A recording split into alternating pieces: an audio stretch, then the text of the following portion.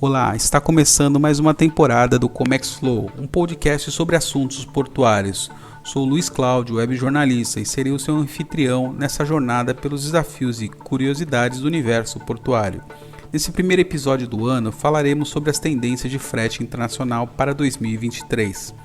Trouxemos para um bate-papo sobre esse assunto Marcelo Machado, com seus 35 anos, natural de BH, executivo na CSS Log, uma empresa brasileira especializada em importação e exportação e no transporte de cargas.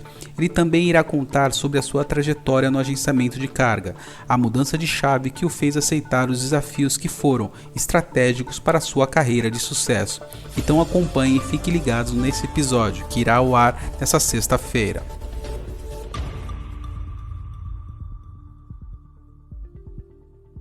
Marcelo, seja bem-vindo ao Comex Flow. É um prazer ter você conosco, sabendo da sua vasta experiência. Conte para os nossos ouvintes como surgiu essa virada de chave para esse mundo de desafios do Comex. Fala, Luiz. Cara, primeiramente queria te agradecer a oportunidade de participar aqui do podcast com você. É uma honra, fiquei muito feliz aí com o convite. Também te parabenizar pelo trabalho que você tem feito com o seu podcast, Comex Flow. Acho que assim como eu, você é um cara aí, muito entusiasmado com o comércio exterior. Acho que é uma grande prestação de serviço para a nossa área, carece de iniciativas como essa, carece de influenciadores falando a respeito, para trazer um pouco aí de informação para os novos entrantes, para os estudantes de comércio exterior no Brasil todo, para quem é novo na área. Acho que principalmente para aqueles que estão muitas vezes numa indústria, numa multinacional, com uma função de compras ou com uma função de financeiro, e muitas vezes acaba o comércio exterior caindo no colo da pessoa e ela tem que se virar. Então acho que é um trabalho bem legal esse que a gente faz de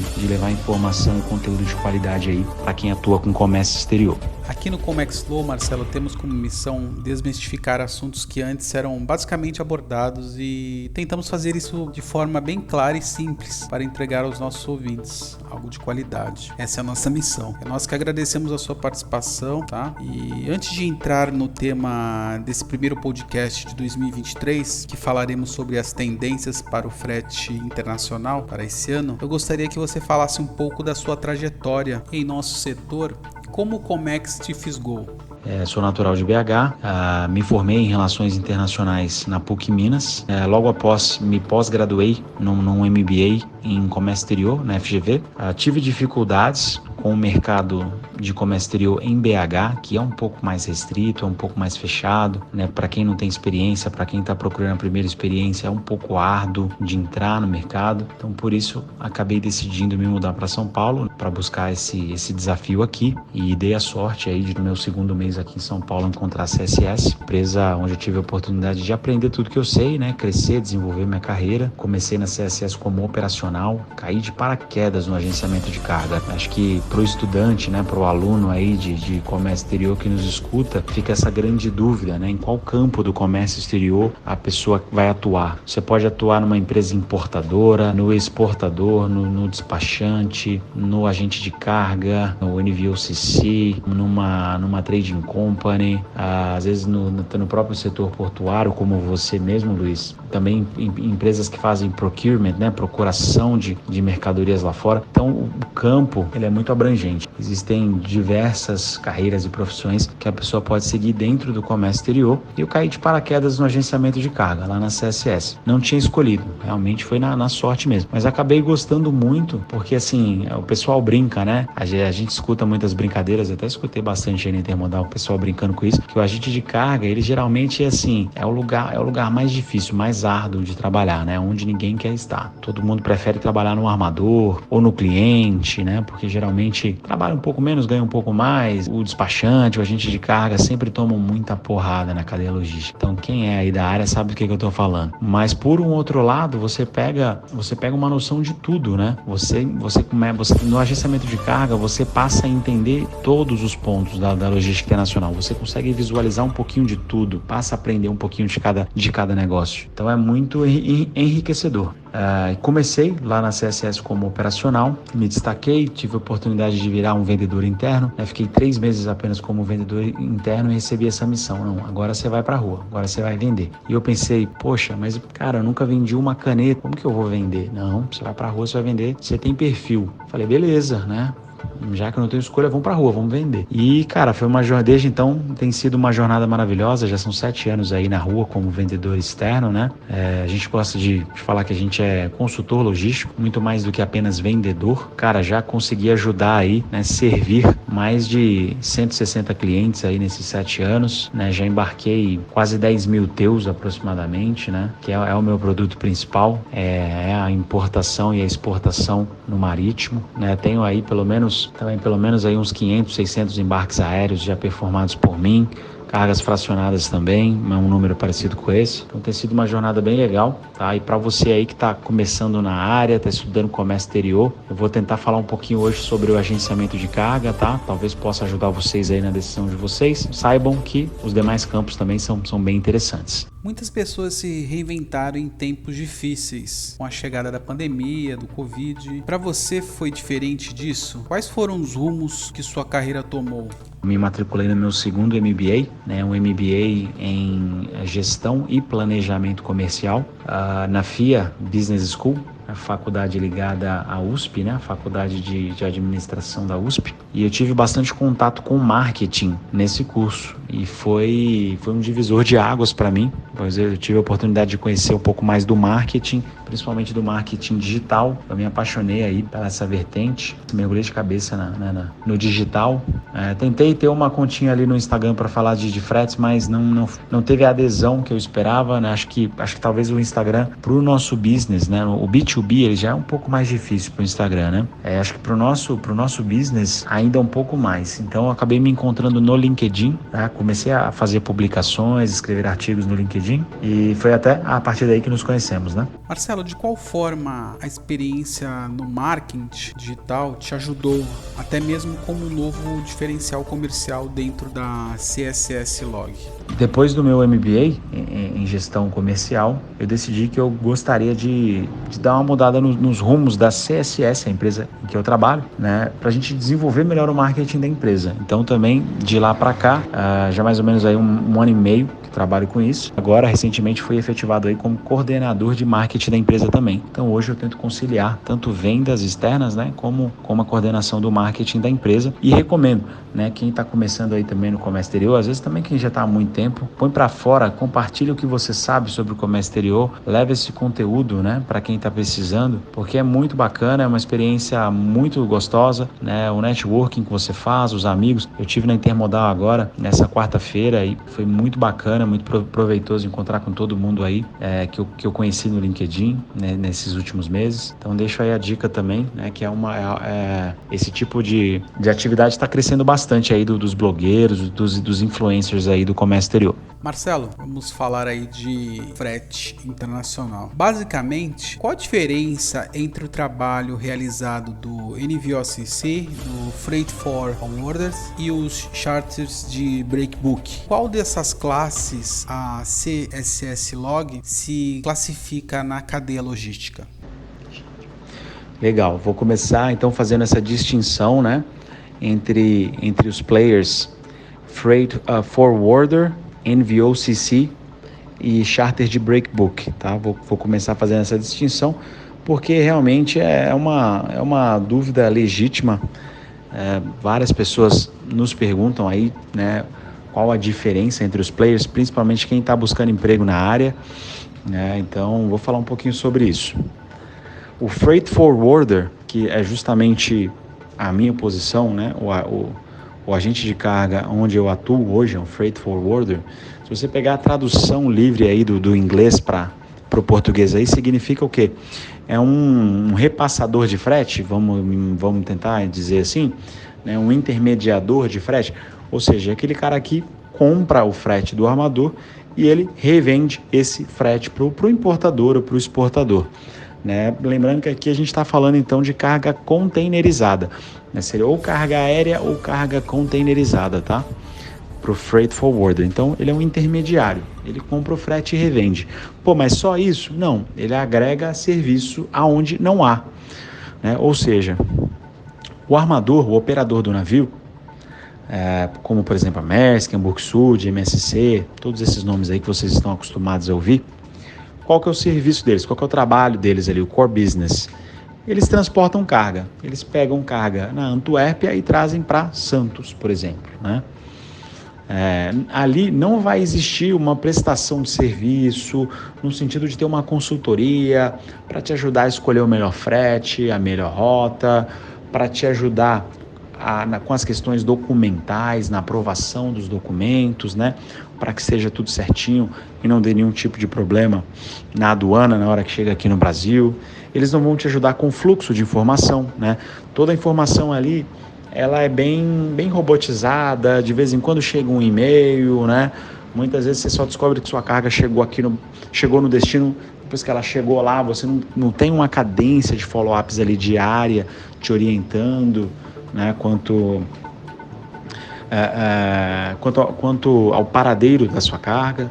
Então, quando o agenciamento de carga foi criado, né, lá atrás, muito provavelmente nos Estados Unidos, há décadas atrás, eu imagino que a intenção, né, de quem criou o agenciamento de carga foi essa, né?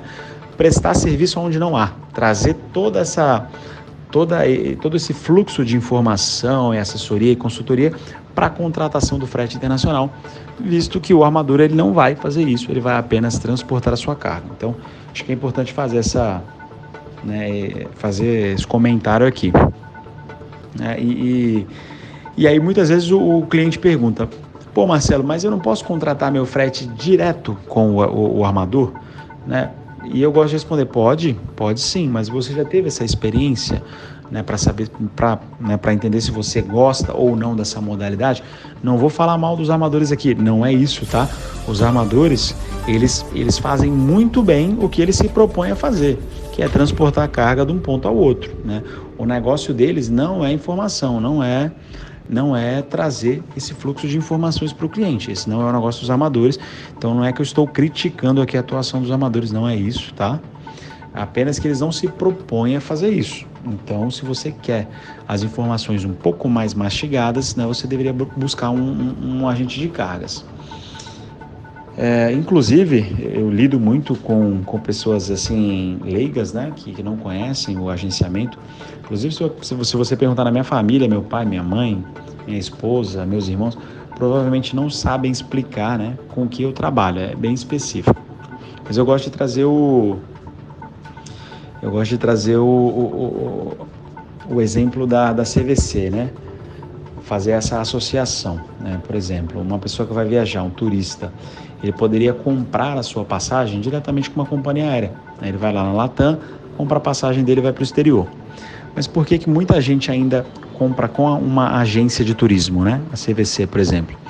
Porque a CVC, ela fica ali monitorando diariamente o valor das passagens aéreas, ela sabe qual época do ano você vai conseguir viajar talvez por um preço menor, qual época você vai conseguir passagens com preço mais acessível, né? Além disso, além de te ajudar a comprar uma passagem mais barata, a CVC ela consegue agregar vários serviços ali para te dar uma solução completa, como por exemplo, eles oferecem um translado no seu país de destino, né?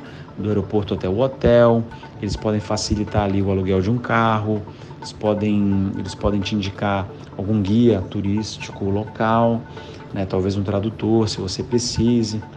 Você pode comprar os passeios diretamente com eles. Então, uma agência, ela centraliza ali todas as soluções, né?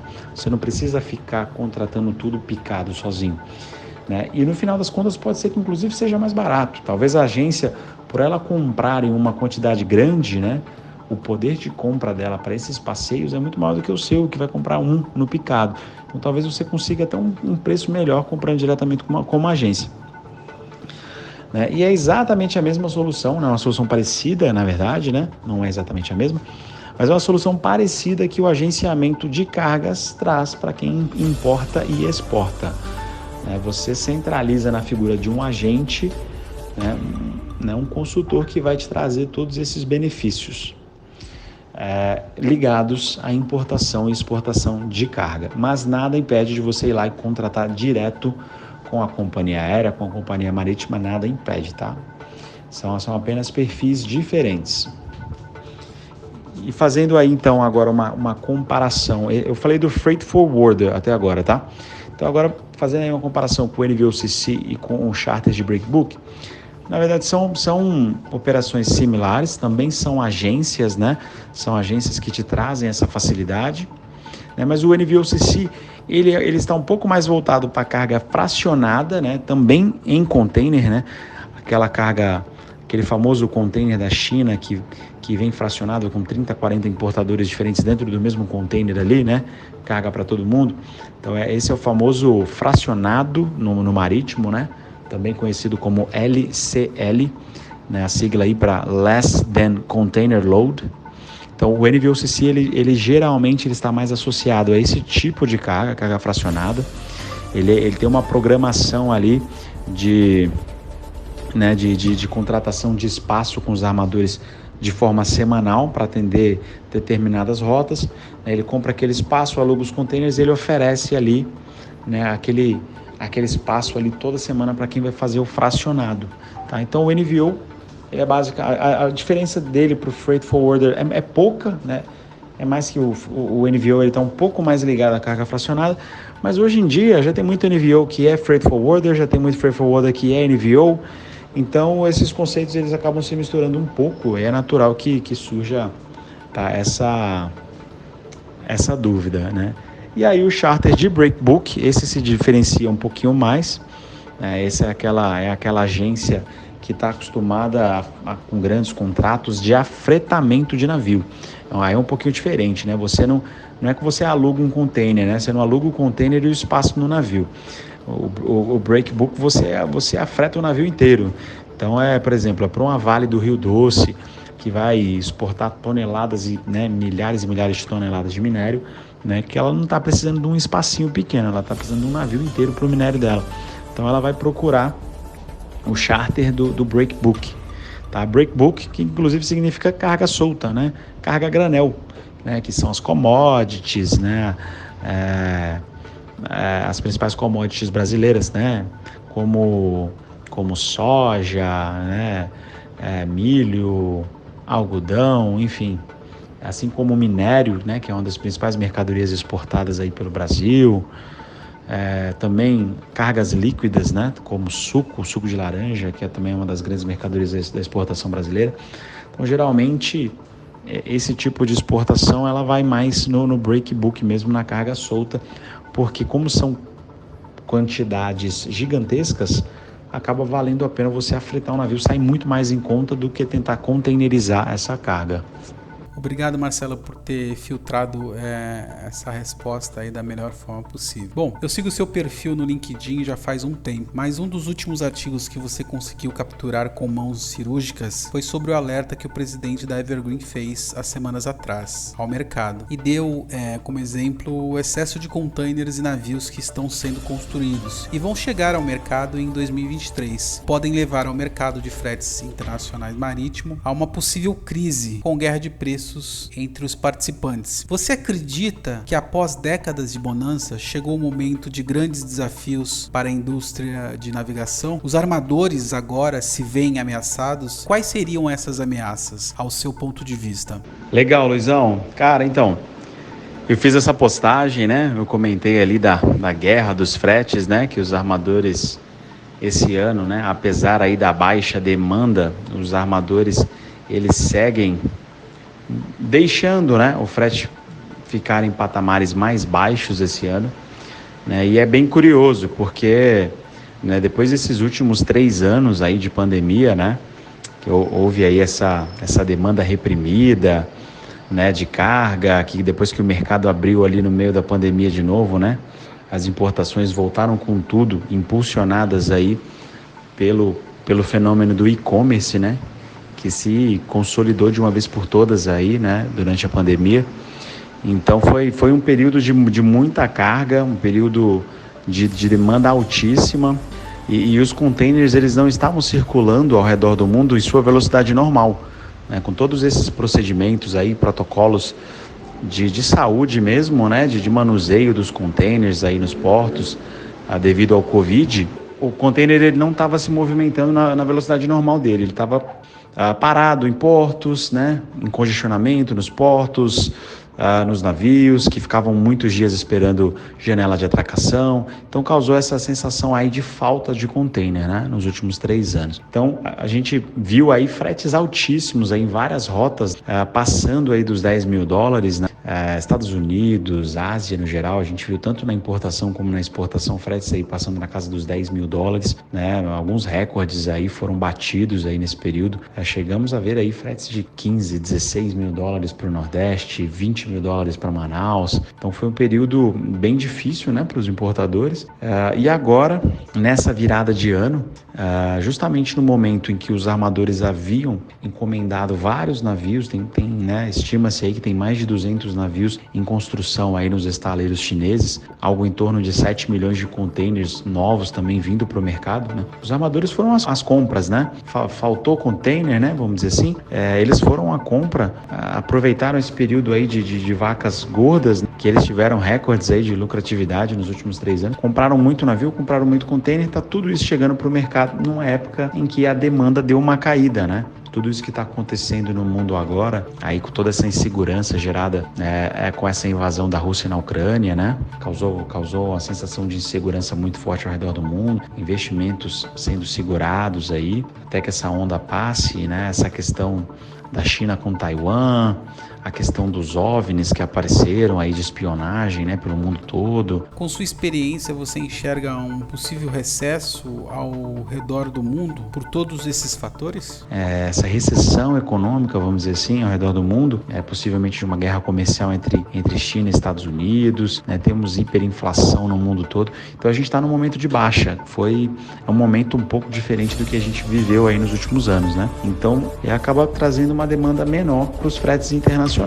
Isso trouxe os fretes internacionais, né, daquele nível que chegou a $13.000, $12.000, agora chegou a um patamar de 1.000, 1.500, né, dependendo da rota. Então, isso não é sadio para o mercado também, isso é negativo. A gente tem que tentar chegar num nível em que fique bom para os importadores, exportadores, é claro, mas que também fique bom para os embarcadores, né, para os armadores. Senão a operação também não se paga e eles vão começar a tirar navios, tirar rotas, né, tirar containers, e acaba que a entrega do serviço vai cair muito de qualidade e vai ficar ruim para o próprio embarcador. Mediante todo esse cenário, isso já não era esperado? Por que eu estou trazendo tudo isso, né, contextualizando?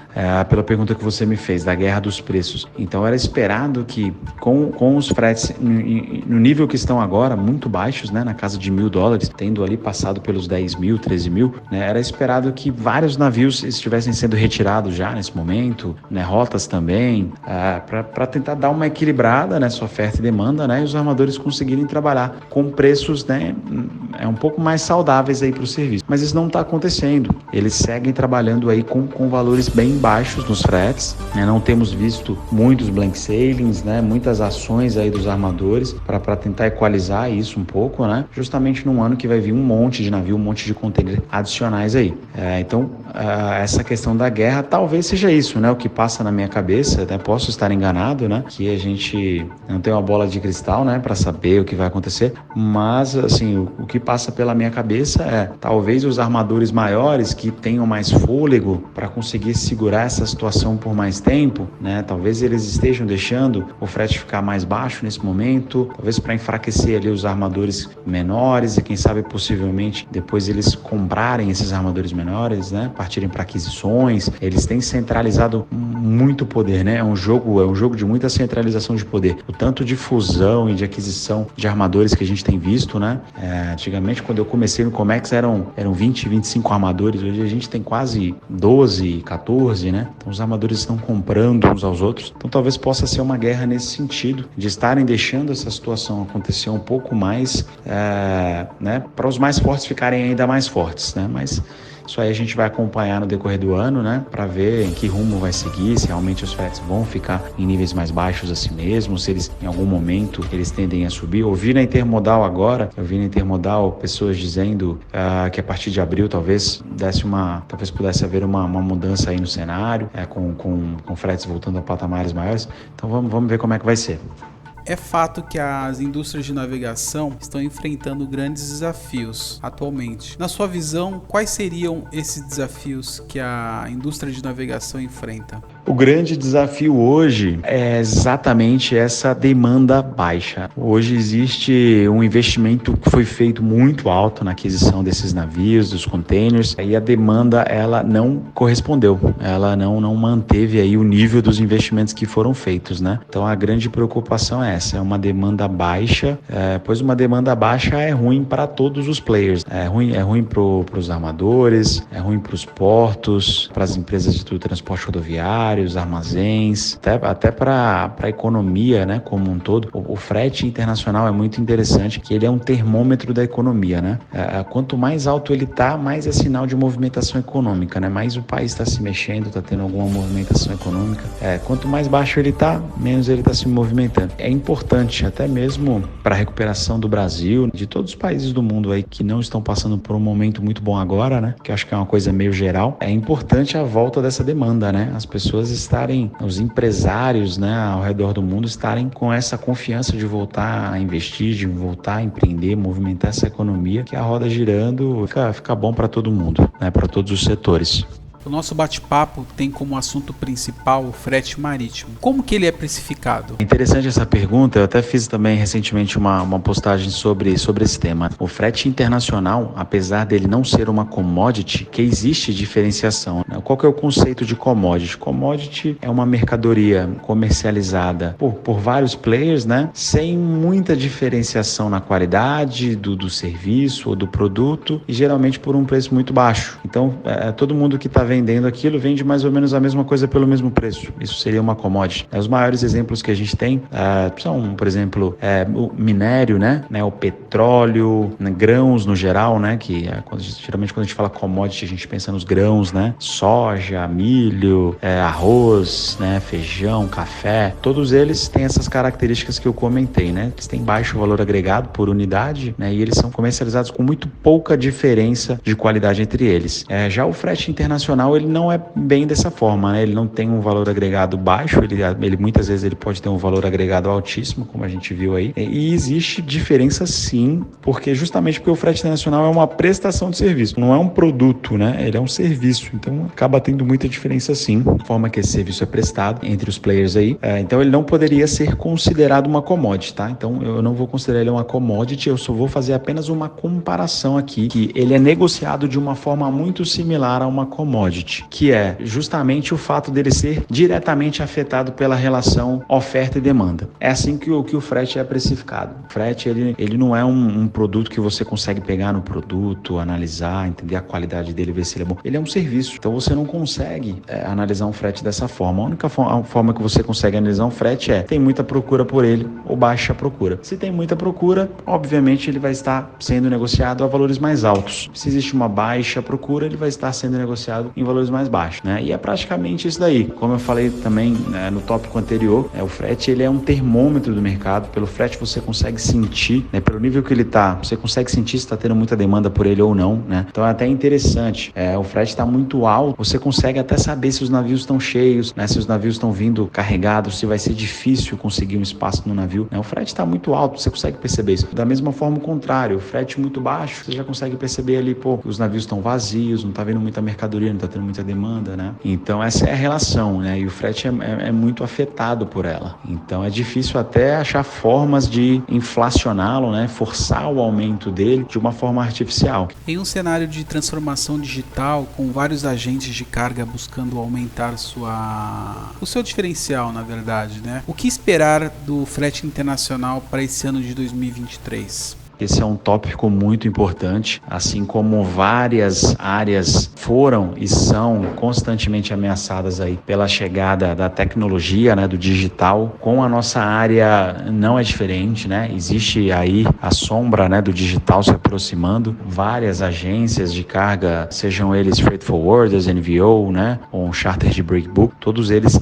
se não se modernizarem, né, se não se apoiarem nas tecnologias também, estarão com certeza ameaçados, né, em um futuro próximo, né, dessas tecnologias que estão chegando, como são, por exemplo, né, todos esses softwares de cotação de frete online, né, já várias empresas estão trazendo essa solução, né, de você cotar frete em uma plataforma que centraliza a frete de diversos agentes de carga, diversos armadores dentro de uma plataforma. O importador, ao invés de ter aquele antigo contato, aquelas parcerias com os agentes dele, ele cota ali num sistema de cotações. Então tem várias ferramentas nesse sentido chegando, né? Inclusive a Maersk foi um dos pioneiros. Eles começaram também com as cotações digitais do Maersk Spot lá em 2018. Mas assim, de 2018 para cá, 5 anos se passaram e existe essa grande dúvida se a tecnologia substituiria o atendimento personalizado, né?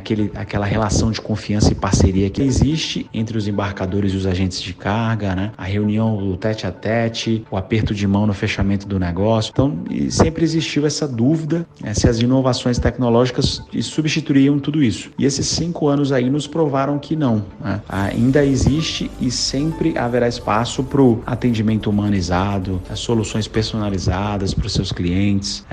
O nosso business, né, é um business complexo, não é algo fácil. Então, às vezes, você, para uma empresa importadora, exportadora, lidar direto com uma máquina ou com um robô, muitas vezes é um pouco mais complicado quando se não tem tanto o domínio do assunto. Então, é importante ter um consultor ali, um assessor te explicando, te ajudando, te guiando nos melhores caminhos, nas melhores escolhas. Marcelo, em torno de todo esse panorama que a gente trocou essa ideia, como vocês da CSS Log entendem essa transformação digital? Essa parte da transformação digital é importante, a gente tem se transformado, né? A CSS é uma empresa que foca muito na inovação dos nossos meios, então a gente tem trazido startups, empresas de tecnologia para inovar e transformar a forma que a gente conduz os nossos negócios, mas ao mesmo tempo a gente não, né, se sente tão ameaçado aí por esses agentes de carga 100% digitais que estão chegando, né? A gente entende que o nosso grande diferencial é justamente o contrário, é esse atendimento humanizado, né, e pessoal, que faz uma grande diferença.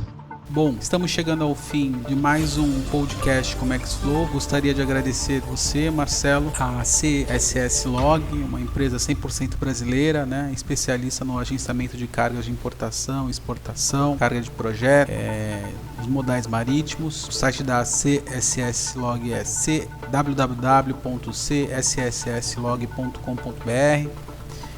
Vocês têm filiais em Curitiba, Santos e São Paulo. Gostaria que você deixasse aí suas palavras finais. Obrigado. E é isso, Luizão. Espero que, né, o bate-papo aí tenha agregado aos ouvintes do Comex Flow, do Jornal Portuário. Foi um grande prazer para mim participar aqui com você, né? Eu também não queria me alongar demais, porque, né, a gente sabe como está todo mundo na correria aí no dia a dia. Então, meu objetivo foi tentar ser um pouco mais sucinto aí nas respostas, mas queria ficar à disposição aqui para a gente fazer isso mais vezes. Sempre que você quiser abordar algum outro tema aí relacionado com o agenciamento de cargas, será um prazer para mim voltar aí no podcast, né, bater esse papo com você. Foi um grande prazer, viu? Fiquei muito honrado aí mais uma vez com o convite. E é isso, um forte abraço, tá? Uma ótima semana. Um abraço a todos os ouvintes aí que estão nos ouvindo, né? E vamos lá movimentar a balança comercial.